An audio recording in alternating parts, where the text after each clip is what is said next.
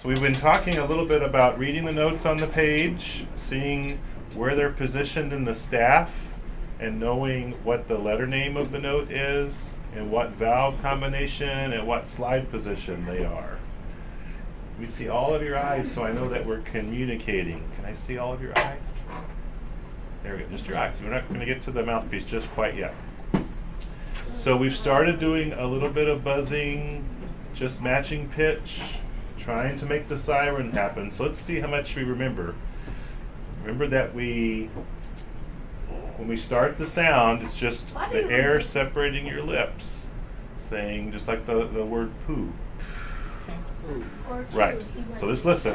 So we'll start using the tongue in just a little bit, but for right now, let's just get the air moving, okay? So we're going to sit straight and tall with our shoulders relaxed and down, right? Our seated standing position, right?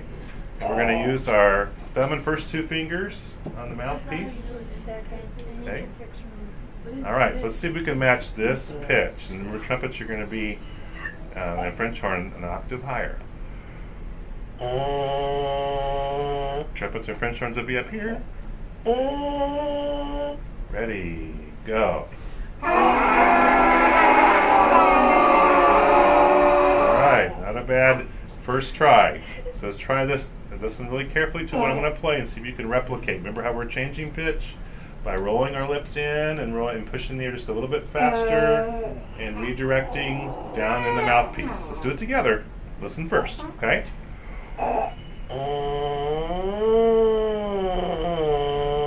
Ready and go. There we go. We're starting to get some sound to match. Listen again.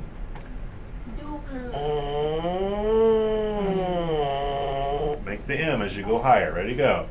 There you go. So what you're doing, I think you asked, how do you make it go a little bit higher? So you're going to make the middle part of your lips. You're going to keep your corners nice and firm, and like your chin flat. But you're going to take your lips and roll them in and make an M, right? We're going to take that bottom lip and kind of roll it in, right? So let's have just the trombones try it. Match this pitch first. Trombones only. There you go. You have to take a little bit bigger breath. Breathe through the corners of your mouth. Take a big breath. There we go. We're getting it. You're getting it. Sure. Yep, it is. Let's try it together. 1, 2, together, same pitch. Good. Now you're just going to try to roll your lips in. Raise the back of your tongue like you're saying E. As you go higher, listen.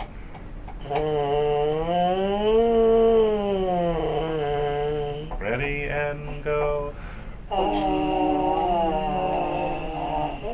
I heard some sounds going higher.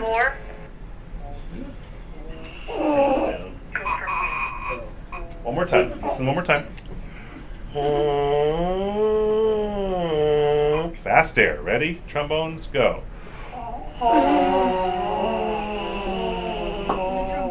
Everybody together, listen. Or if you're high brass. Ready? Everyone go. Good.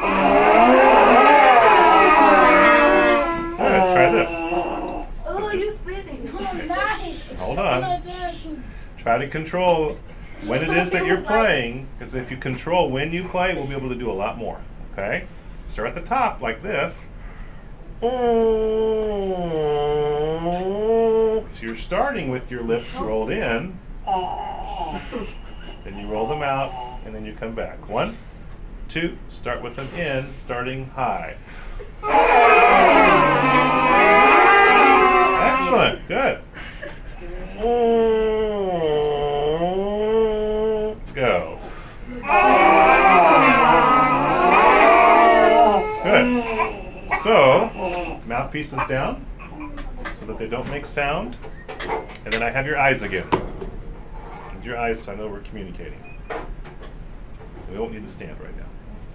Thanks. So, the next thing we started to talk a little bit about was starting the note with the tongue. And remember that nothing in your neck should get So like this. tight whenever you start the note with the tongue. We're saying the word to. We're not doing anything with our vocal cords. We're just going. So hands out in front of you, just your hand. Hands don't make sound either. We're going to take air in. We're going to go. And use all the breath that you take in. Ready? Breathe. That's it. Again, ready and go. Good. So what we're going to do is try that on our mouthpiece. We're going to take a breath in through the corners of our mouth right here, just lowering our jaw. Listen carefully.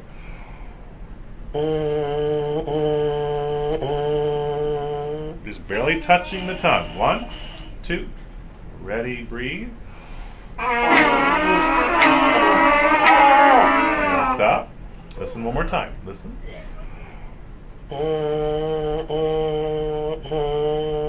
You try. Ready and breathe. Good. Mouthpiece is down. Who can individually raise their hand and tell me they think they've got this? You'd like to demonstrate. Okay, we'll try a few of you. We'll go around the circle. Eric, right there.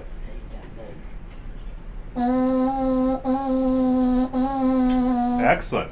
Does anybody remember where it is that the tongue touches specifically? Do you remember that word? Yeah. Do you remember what that ridge is called? You won't make sound if you're not going to put it on your lips. There you go. You've got to control it.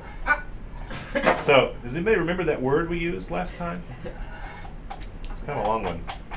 Okay, listen real carefully so you remember. You guys listening?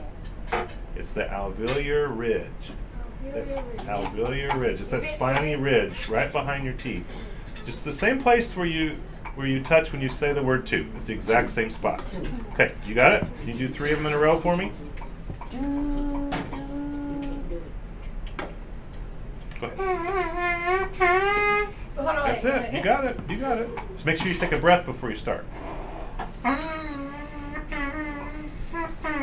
Excellent. And you match the pitch. Very good. Thank you. Okay, go ahead. Make sure you breathe first through the corners. Okay, I want to use a demonstration. Do you care if I use you as a demonstration for something real quick? No. You don't care? Okay, good. So guys, listen. When we take a breath, it should be, just like we talked about our neck, when we tongue should be like loose and not tight.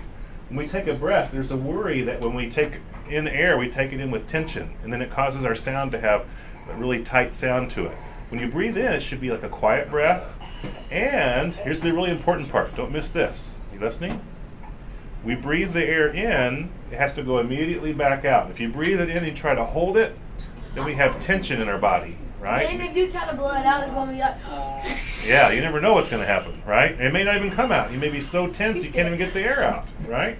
So listen, and watch. Watch what I'm doing with my air. As soon as I breathe it in, and then I'm turning around and blowing it back out. Watch.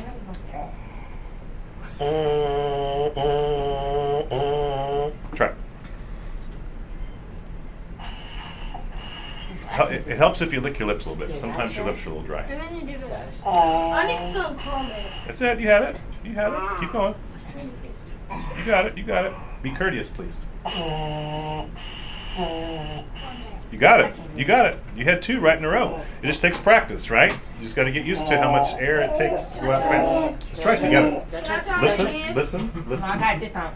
Listen. All right. Good. You got it. You got it. I need everyone to listen so we can do it together. Ready and go. Excellent. Much better. Now, we're going to start the note with the tongue, and then we're going to try to use our siren up and back down. Instruments, our mouthpieces down. About to use our instruments? No, not yet. Just listen once. So the first note started with the tongue, and I pushed the air through, rolled my lips in, raised the back of my tongue, and went from there. You did everything all together. I did. It's a lot we have to do all together. Can I do this? Let's do what I just did first. Listen one more time. No. 2. You try. Go. Mouthpiece on your instrument. While your instrument is in rest position, who can remember by showing me what your rest position looks like for your instrument?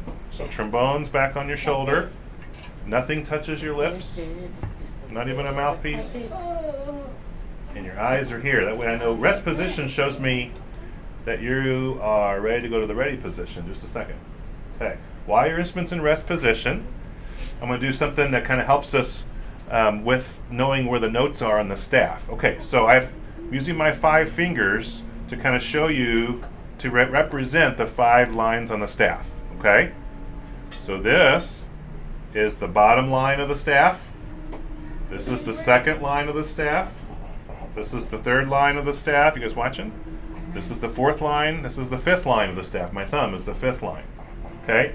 So if you're in treble clef, if you're in bass clef, you can use your hand to kind of help visualize where the lines of the staff are. Okay? This is almost like just another representation of what you see on the page. So if you're bass clef, 1st, 2nd line, 3rd line, 4th line, 5th line. If you're treble clef, 1st line, 2nd line, all from the bottom. Okay, guys, who can let's see who can remember. Now, I will let you right off the bat, since your page is open, hopefully to page 4. We'll see how fast you can find the letter names when I ask you individually. I'm going to ask each of you, so you be ready. Rest position is away from your mouth. Thank you. So if you're in bass clef, let's start with trombones. Okay? If I'm playing a note that's right here on the 3rd line, who can find 1, 2, 3, that 3rd line note? What is the letter name of that note? If you can find it on your staff, C. Raise your hand if you got it. It's on the line. So we have notes that are on the line and notes that are on, these are spaces in between the lines. Do you see how I have spaces in between my fingers? I should have told you that. In a space. Right, so it's line, space, line, space, line, space, line, space, line. And then the space you have above the staff up here, right? I know what it is. You know what it is? Okay, what is it? D. D, excellent. You see how you found that out? The 3rd line, find where D is. And notice that it's in the middle of the bass clef. It's that middle line, the 3rd line from the bottom. Okay, that's D. Excellent. Now trombones, let's see how, now that you guys have this figured out, I'm going to go up to the next space. And what letter name is right there? Okay. D. This was D on the line. C. I mean, E. E, excellent, very good. You got it. So, are you noticing that when you go up the staff, we go forward in the alphabet, and when we go down the staff, we go backward in the alphabet. So this is C, this is D, and this is E. Excellent. Now, treble clef folks. So French horn, trombone, trumpets can all do this. We need double. Did you guys hear how courteous the treble clef people were for you while you were answering? You're going to be just as courteous, and you notice that they were actually listening. And they were actually getting some of the answers figured out in their head for you as well. Now you guys do the same for them. So this is the. We need double first. Well, if you can add little ledger lines above, right? But right now we're in your Triple step. below. So let's actually pretend this is treble clef now. Okay. This was a bass. This was a bass. This is my bass clef hand. This is my treble clef hand. Right. The notes that are on the first page are mostly below. You've got a ledger line down here, right? Yeah. And so let's start first with your bottom line. So who could raise their hand, treble clef people, and tell me where your bottom line is? Yes, sir. E. E. Excellent. That's E. And so what would this line be right here? Yes, ma'am. F. This space. Sorry, I'm pointing to a space, and I said the word line. You were right. It is F right here. This space right here is F. Good. What is this line right here? This is that would be G. G. Now I'm going to get tricky on you. Now hold on here. I'm going to see if you're paying attention. So this is E. This space is F. This line is G. Remember our musical alphabet. This would be A. That's going to be A. There are no H's. It only goes up to G. Right. Right. So Right. Excellent. Okay. that was painful. Okay. Can I So get that one? you guys all have okay.